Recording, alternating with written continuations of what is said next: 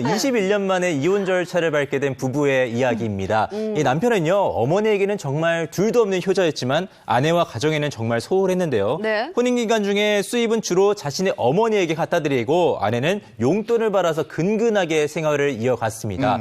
그런데 뿐만 아니라 급기야 이 남편이요, 아내 몰래 외도까지 하게 되는데요. 꼬리가 길면 잡힌다고 네. 그 현장을 아내에게 결국 발각되게 되고 만 겁니다. 이후에 남편은요, 아내와 제대로 된 대화나 잇따른 협의 없이 자신의 어머니까지 아내에게 맡기고 홀로 다른 지방에 가서 생활을 하게 된 겁니다. 아내에게 외도 사실을 들켰어. 그러면 용서를 구하고 집으로 들어오든지. 그렇죠. 아니면 이혼하든지 뭔가 책임을 져야 될 거 아니에요. 맞아요. 예, 보통은 그런데 네. 이분은 그렇지가 않았던 겁니다. 남편은요, 이 상황을 회피하듯이 지방으로 훌쩍 가버렸고요. 결국 생계가 급급했던 아내는 이 미용사로 일을 하시면서 자녀들과 어머니까지 홀로 부양을 해왔던 겁니다.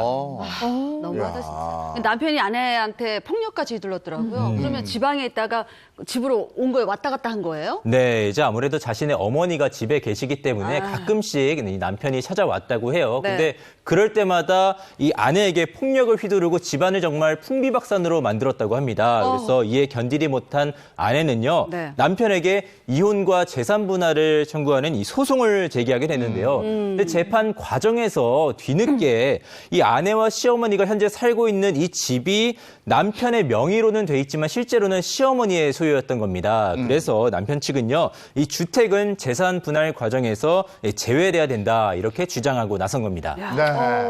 자, 이거 OX로 한번 보죠. 네. 남편이 외도에 폭력까지 휘둘렀어요. 참다 못한 아내가 남편에게 이혼의 분할, 재산 분할 청구 소송까지 냈는데, 글쎄, 남편은 자기 어머니의 소유라고 이건 안 된다고 주장하고 있고, 이걸 어떡합니까? 그럼 이 주택에 관한 재산 분할 받을 수 있을까 없을까? 받을 수 있으면 O, 없으면 X입니다. 하나, 둘, 셋. 들어주세요. 네. 전 O.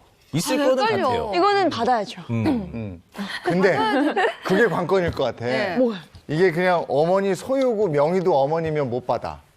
근데 아까 황규락 기자 그랬잖아요. 명의는 아들 명이라고. 맞아요. 명의가 아들 명이니까. 그러니까 그게 오락가락한 거예요. 아니 명의가 아들 명인데 뭐 그러면은 그 법에서는 소유로 보는 거지. 명의가 아들 건데. 그쵸. 그럼 당연히 나눠야죠. 그러면 나누죠. 그럼 그렇죠. 나누어야 되는 근데 거죠. 명의와 소유가 시어머니 거였으면 못 나누지.